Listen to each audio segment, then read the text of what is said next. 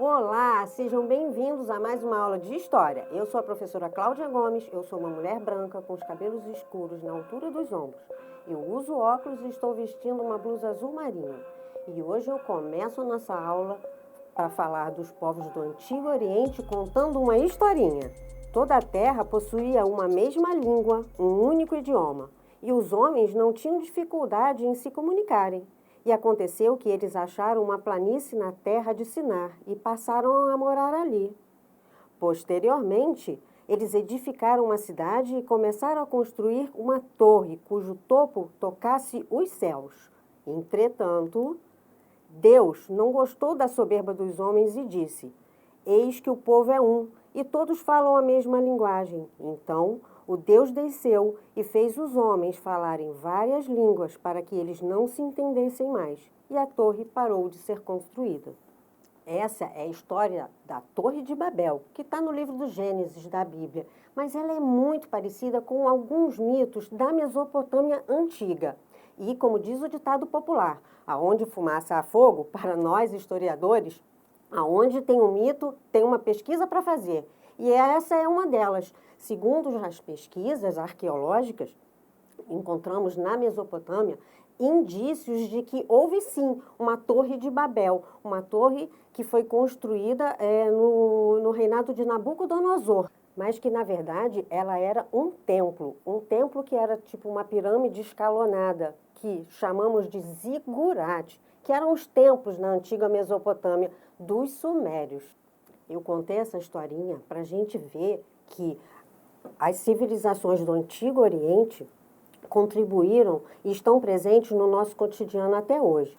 As mais antigas civilizações que nós conhecemos surgiram numa região chamada de Crescente Fértil, que era uma região perto de rios, que com isso possibilitava a fixação das pessoas lá por conta da pesca e da agricultura. O nome Crescente Fértil foi dado a essa região porque ela tem uma forma de uma lua crescente, como podemos ver, e se localiza entre onde hoje é o Egito, banhada pelo rio Nilo, e a Mesopotâmia, onde hoje fica o Iraque. Não é à toa que foi na Mesopotâmia, palavra de origem grega que significa entre dois rios e faz referência aos rios Tigre e Eufrates, que surgiram os primeiros povoamentos e as primeiras cidades, pois esses rios tornaram propícia a agricultura e a fixação do homem nessa região, devido à abundância de água. Há cerca de 5.000 anos atrás, surgiram as primeiras cidades nessa região, e esses povos foram os primeiros a drenar as áreas alagadas, criar barragens e canais de irrigação. Lá aparecem nessa região se fixando os sumérios. Sabemos muito pouco sobre a origem deles, mas logo que eles se fixaram, eles criaram coisas importantes para a agricultura, como a invenção da roda e do arado, para poder facilitar a agricultura. Foram os sumérios também que inventaram a escrita chamada de cuneiforme, porque eles usavam uma espécie de cunha de metal ou madeira para marcar esses tabletes aí que a gente pode ver no slide, que depois eram queimados para serem preservados. A escrita era usada inicialmente para o controle da produção agrícola, a cobrança de impostos e depois para documentos de governo e até cartas e poemas. Foram os sumérios, há cerca de 3.000 anos atrás, que criaram as primeiras cidades-estado. O que significa? Que eram cidades autônomas que tinham suas próprias leis e governo próprio. Mas, como normalmente acontecia, uma começava a brigar com a outra e se enfraqueceram. Com isso, povos de outras regiões invadiram a região da Mesopotâmia. E o primeiro deles foi o Império Acádio. Eles invadiram a Mesopotâmia e dominaram os sumérios. Adotaram a escrita cuneiforme e desenvolveram a observação dos astros, como essa estela pode nos mostrar, possibilitando, por exemplo, a criação de um calendário com anos divididos em 12 meses, muito parecido com o que usamos hoje em dia. Depois, foi a vez do Império Babilônico, formado a partir da cidade da Babilônia, cerca de 1.900 anos antes da Era Comum. O mais importante governante babilônico foi o rei Hammurabi.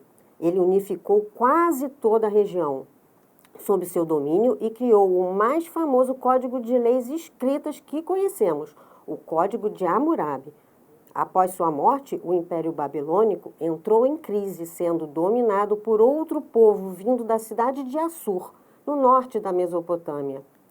Os assírios, como eram chamados esse povo de Assur, tinham um poderoso exército, que possibilitou que eles estendessem seus domínios até o Egito e o Golfo Pérsico.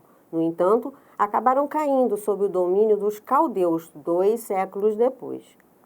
Chamado de Novo Império Babilônico ou Império dos Caldeus, eles dominaram a região por volta do século VII, antes da Era Comum.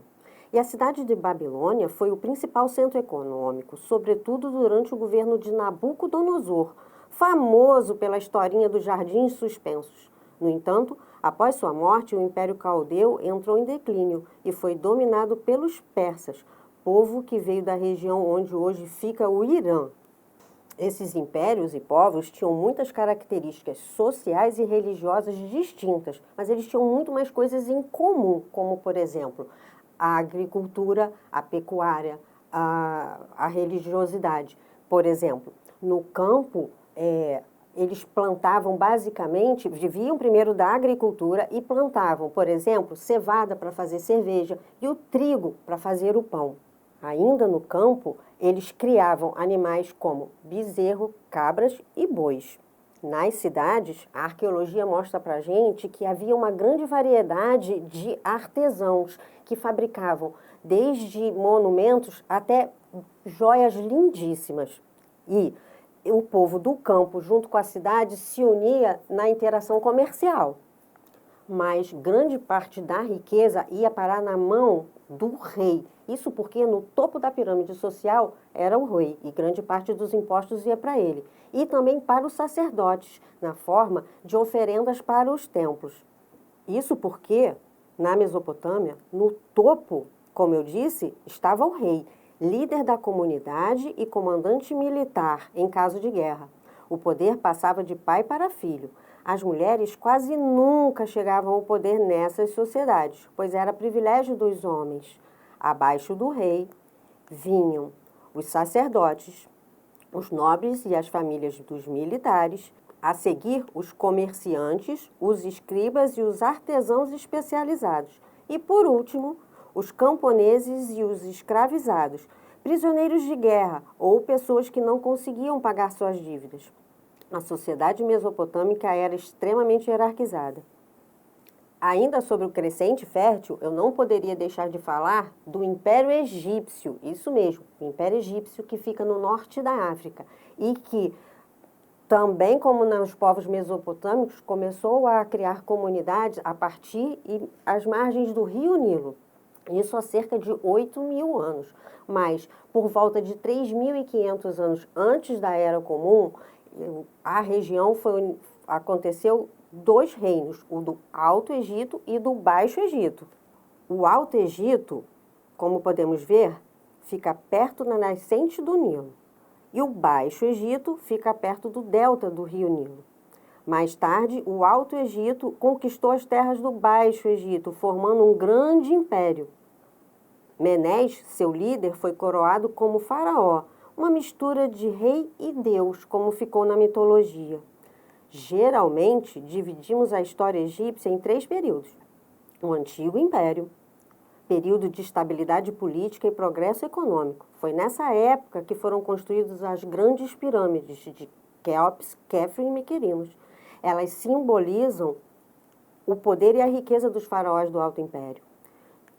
Depois teve um período intermediário e no Médio Império, apesar da prosperidade econômica, o Egito se enfraqueceu devido a disputas internas. Então, os Hyksos, povo da Ásia Central, invadiu o Egito, permanecendo no poder por 170 anos.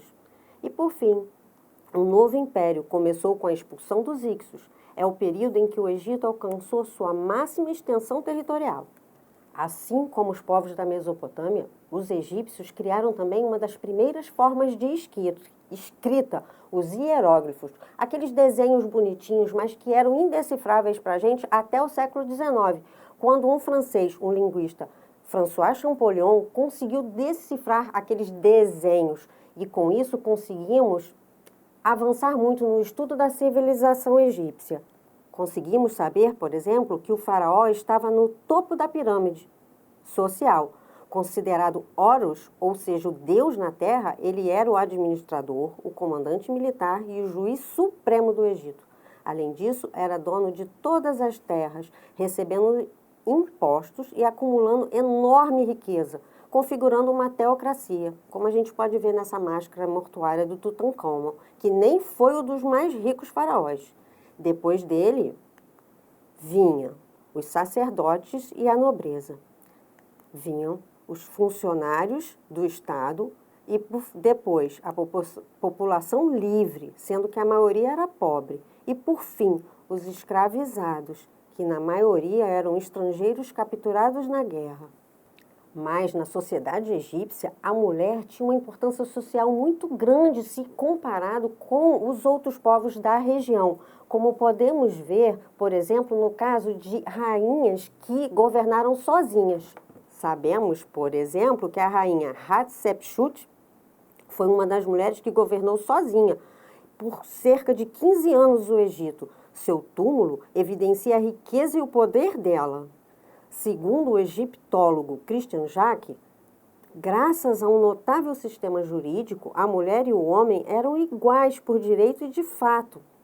Na documentação, descobrimos que muitas egípcias eram donas de casa, mas muitas outras tiveram um ofício fora da vida familiar e ocuparam importantes funções. Essa igualdade entre homem e a mulher perdurou enquanto o país se manteve independente. Apesar das diferenças entre os povos da Mesopotâmia e do Egito, eles tinham também muitas coisas em comum, como, por exemplo, no campo da religião. Sabemos que ambos esses povos eram politeístas, ou seja, acreditavam em vários deuses, mas não só. Eles também acreditavam que os deuses podiam ter forma humana ou animal, ou forma humana e animal juntos.